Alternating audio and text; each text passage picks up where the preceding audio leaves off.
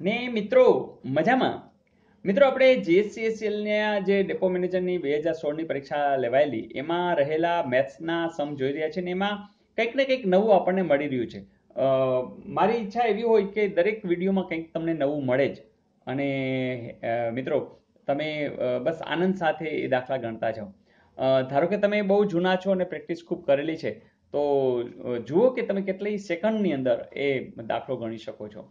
તો આપણે એક સરસ મજાનો સમ કે એક વૃક્ષ છે એ દર વર્ષે તેની ઊંચાઈના 1/9 જેટલું વધે છે.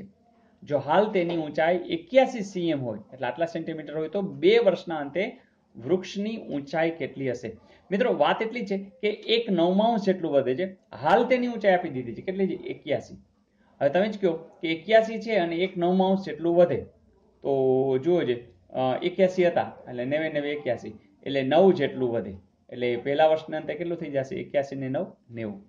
વળી પાછું વધશે 1/9 જેટલું તો 9 × 9 10 9 એટલે વળી પાછું 10 જેટલું વધશે તો બીજા વર્ષના અંતે કેટલા થશે? 100. તો એવું ક્યાં આપ્યું છે? યસ આપ્યું છે. તો આવો સમ પણ પૂછાય અને આવો સમ પણ તમને હવે આવડી જશે. Is it okay? મિત્રો પછીનો સમ પણ બહુ મસ્ત છે કે બે વિષયોની જાહેર પરીક્ષામાં બેઠેલા 120 વિદ્યાર્થીઓ પૈકી 55 વિદ્યાર્થીઓ એક વિષયમાં પાસ, 60 વિદ્યાર્થીઓ બીજા વિષયમાં પાસ અને 22 વિદ્યાર્થીઓ બંને વિષયમાં પાસ થાય છે. તો કેટલા વિદ્યાર્થી બંને વિષયમાં નપાસ થાય? મિત્રો આવું સમજવા માટે આપણે વેન આકૃતિનો ઉપયોગ કરશું કે ધારો કે આ બધા વિદ્યાર્થીઓ છે, બરાબર? આ એક વિષયમાં પાસ છે, આ બે વિષયમાં પાસ છે. તો બસ આવું તમે દોરશો એટલે તમને તરત ખબર પડી જશે. ટોટલ તમને ખબર છે કેટલા છે? 120. હવે બંનેમાં પાસ છે એ અહીં લખી નાખો 22, કારણ કે 22 વિદ્યાર્થીઓ બંને વિષયમાં પાસ છે. હવે જો આ ધારો કે એક વિષય છે અને આ બીજો વિષય છે તો એકમાં 55 થયા છે. કેટલા થયા છે? 55. તો એમાં 22 તો છે, એનો અર્થ કે અહીંયા કેટલા હોય? 33. બરાબર? એટલે માત્ર એક વિષયમાં 33, બંને વિષયમાં 22 છે. એટલે ટોટલ કેટલા? જુઓ, આ વિષયની જ વાત કરતા હોય તો 55 થઈ ગયા. એ જ રીતે અહીં કેટલા આવશે? તો અહીંયા તમને 60 વિદ્યાર્થી આપ્યા છે તો 22 ની અંદરથી 60 માંથી 22 બાદ કરી નાખો એટલા 8 ને 2 10 3 ને 3 કેટલા આવશે? 38 વિદ્યાર્થી. તો માત્ર એક જ વિષયમાં 38, જે બીજો વિષય છે ને એમાં, એ જે પહેલા વિષયમાં માત્ર એ પહેલા વિષયમાં હોય એવા 33 અને બંનેમાં હોય એવા 22. તો તમે જોઈ શકો છો કે આટલી માહિતી પછી તમારા માટે સાવ સહેલું થઈ જશે. જોજો આ 55 છે, આ 60 છે અને ટોટલ 120 છે. તો હવે આ કેટલા છે? તો 33, 22 અને 38. બરાબર? આ બધા વિદ્યાર્થીઓ આવી જાય તો બાકીના જે વધશે આ બધા ફેલ હશે. તો જોજો 3 ને 2 5, 8 ને 5 13 અને 93. તો જોજો 120 માંથી 93 વિદ્યાર્થી આ જુદી જુદી પહેલામાં ફેલ પાસ થયા છે. તો 7 ને 3 10 અને 2 તો જોજો 27. તો 27 વિદ્યાર્થી છે જવાબ. યસ, આ રહ્યો. તો બંને વિષયમાં નપાસ થાય એવા કોણ છે? તો 27 વિદ્યાર્થીઓ છે. કારણ કે અહીંયા બાકીના હશે, કારણ ટોટલ 120 છે તો 120 તમે 27 કરશો તો બધા સરવાળો કરશો તો 120 થઈ જશે. તો મિત્રો આવી સમજણ માટે તમને વેન આકૃતિ એકદમ મદદમાં આવશે અને તરત જવાબ મળી જશે. Is it okay? ચલો જોઈએ નેક્સ્ટ. મિત્રો આવા સમો દરેક વખતે કાર્ય દિવસ અનુસંધાને પૂછાતા જ હોય છે અને આ સમ એટલા બધા સહેલા હોય છે કે ઘણા લોકો આ મૂકી દેતા હોય છે. તો હવેથી તો ક્યારે મૂકશો જ નહીં. તો કેટલું સિમ્પલ છે જોઈએ કે 8 મહિલાઓને એક કામ પૂરું કરતા 10 દિવસ લાગે છે. એ જ કામ 10 બાળકોને 16 દિવસ લાગે છે. જો આ કામ 10 મહિલાને 12 બાળકો સાથે કરે તો કેટલા દિવસમાં થાય? મિત્રો મહિલા માટે આપણે એમ કરી નાખીએ, બાળકો માટે બી કરી નાખીએ એટલે તરત યાદ આવી જાય. હવે જો 8 મહિલાને 10 દિવસ લાગે તો આપણે એક કામ કરશું, એક જ વ્યક્તિને એક દિવસમાં કેટલું લાગે?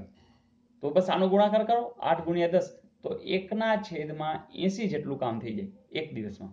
એક મહિલા એક દિવસ કામ કરે તો આટલું કામ એ પૂરું થઈ જાય. ઓકે? એટલે કે 80મા ભાગનું પૂરું થઈ જાય.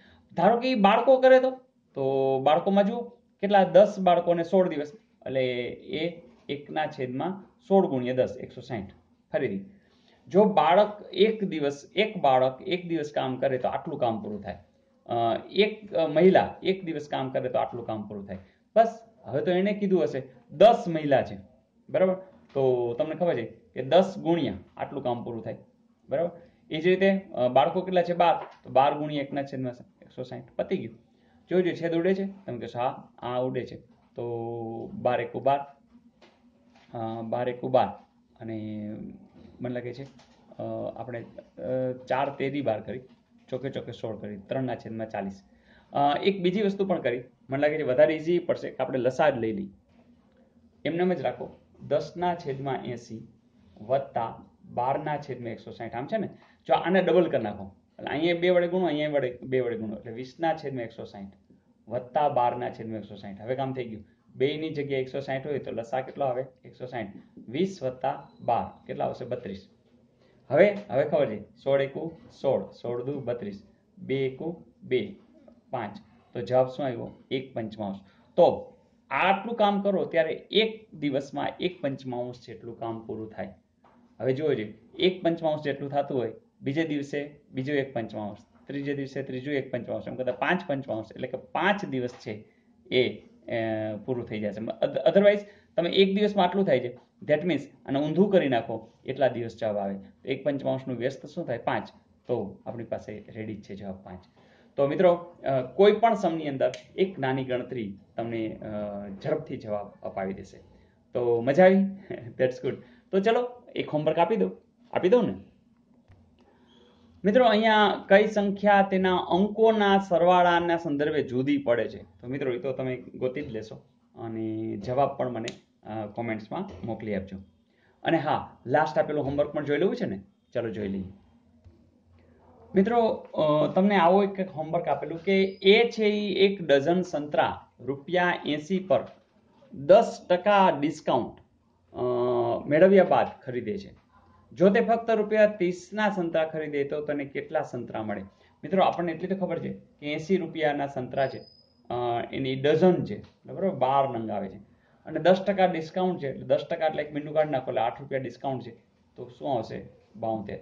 તો 72 ભાગ્યા તમે 12 કરો તો ખબર પડી જાય કે ₹6નું એક આવી રહ્યું છે.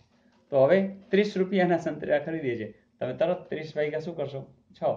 તો 30 ભાગ્યા 6 એટલે 6 × 5 = 30. તો કેટલા સંતરા મળતા હશે? એને 5 મળતા હશે. તો જે લોકોએ 5 જવાબ લખ્યો છે એ બિલકુલ સાચો છે. તો મિત્રો, મજા આવીને? તો આવા પ્રશ્નો આ ડેપો મેનેજરની પરીક્ષામાં પૂછાયેલા અને તમે જુઓ છો કે આમ તો કંઈ નથી, બસ એકાદ વખત નજર કરવાની જરૂર છે અને તમે નજર કરી રહ્યા છો, પ્રેક્ટિસ પણ કરી રહ્યા છો, તો બિલકુલ વાંધો નહીં આવે મિત્રો. અને હા, તમારી આજુબાજુ કેટલાક લોકો તૈયારી કરે છે એની ખબર નથી, તો એની જાણ કોણ કરશે? યસ, તમે જ.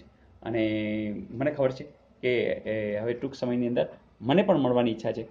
મારે લાઈવ આવવાનું છે, કારણ કે લગભગ આપણા 80,000 સબસ્ક્રાઈબર થઈ રહ્યા છે.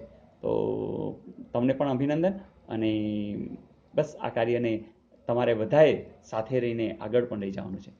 Wish you all the best. આવજો. અને હા, કોમેન્ટ્સ જરૂર લખજો.